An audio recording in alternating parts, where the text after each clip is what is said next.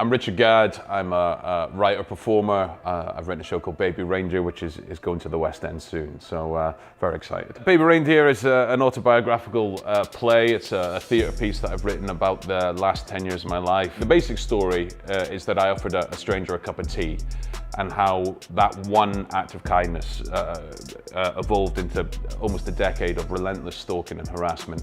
It's a very dark show, it's a very personal show, it's a show I find very hard to do, but it's going to the West End and I couldn't be happier.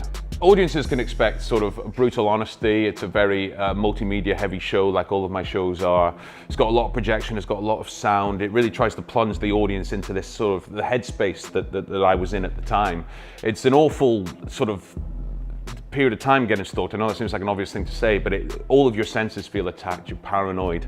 You're constantly looking over your shoulder. You feel on edge all the time. You're constantly worried about hypothetical situations where you bump into this person.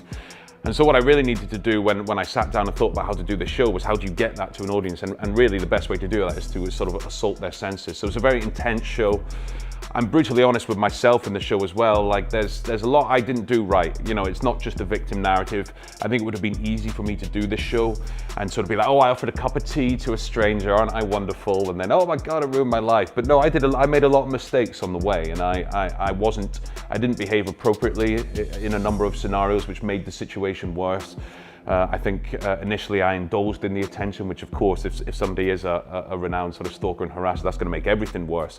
So it's also kind of challenges myself within the narrative and holds my hands up to the mistakes I made as well. So it's a very honest, very, I think, very intense experience. I think part of the reason the show works is because it is controversial. I think if I just did a show and I trimmed off the controversies and just made it a stalking narrative and just woe is me, then it wouldn't be as impactful, because I think people forget that we are human and we do make mistakes. And I think that's what makes the show successful, that honesty. It was always, you know, a dream of mine to go to the West End. I have to be honest, I didn't feel like it would happen so early in my career. It's nice.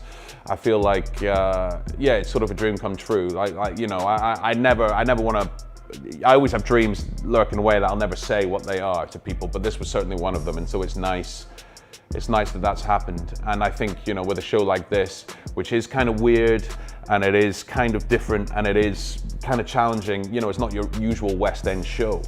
And so I'm very pleased that people like the Ambassadors Theatre, like Sonia Friedman Productions, Francesca Moody Productions, they're taking a chance on it, because I think this is something that you wouldn't get in the West End very often.